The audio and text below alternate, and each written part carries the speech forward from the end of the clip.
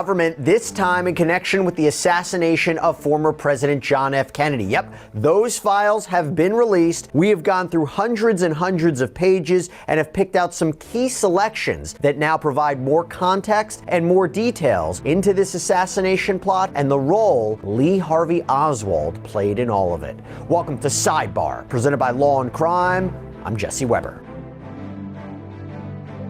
So before we get into all of this, and there's a lot to get into, something I have to announce real quick, an exciting announcement at Law and Crime. We are launching a new channel dedicated to exposing the dark side of fame. And the name, very fitting one, Scandal by Law and Crime. We are going to be covering the wildest celebrity crimes and lawsuits, along with disturbing claims and rumors that have been floating around celebrity circles. So go subscribe to the channel now to stay up on all of the latest scandals in Hollywood, and that channel link is in the description. All right, let's get into this. So, it appears to be here. President Donald Trump indicated that he would authorize the release of the files connected to the assassination of former President John F. Kennedy, and that is what we have. Last night, March 17th, 2025, 62 years after John F. Kennedy was shot and killed on November 22nd, 1963 in Dallas, Texas, we have the release of these documents. And more specifically, what am I talking about?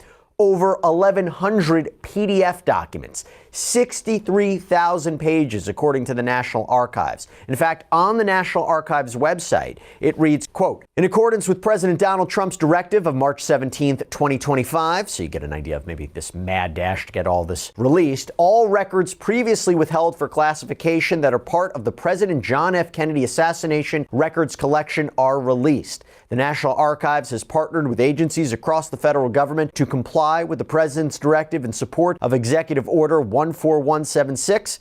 As of March 18th, 2025, the records are available to access either online at this page or in person via hard copy or on analog media formats at the National Archives at College Park, Maryland. As the records continue to be digitized, they will be posted to this page." So it's interesting because the president had indicated there are 80,000 pages. So when you hear that and you hear this statement from the National Archives, it essentially means that there could be more documents that come out. Now, to be clear, the National Archives did indicate that there may still be material that can't be disclosed because they were sealed by a court. Maybe they're subject to a grand jury investigation. Maybe there's private tax information, things like that. But there is a lot here. Here's the problem. A lot of these documents, and we're talking reports, letters, memos, a lot of them are difficult to read. I mean, they are just physically difficult to read. They're old, they're illegible.